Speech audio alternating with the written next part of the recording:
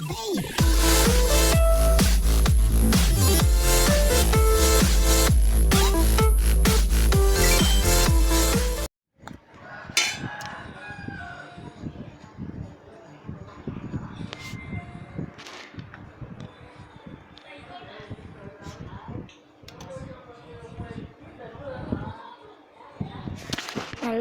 xin chào mọi người đến với channel của mình Rick Boy.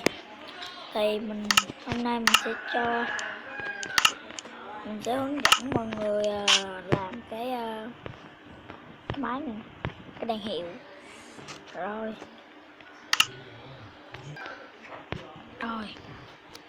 đầu tiên các bạn đặt như thế này,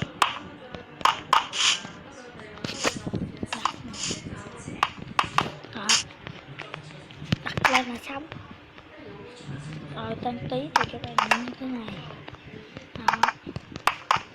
cao lên. Đó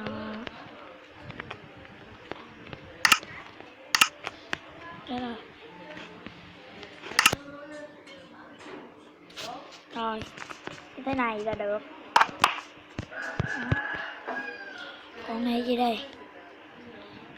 Rồi đó, như thế này ha. Rồi video mình đến đây là kết thúc.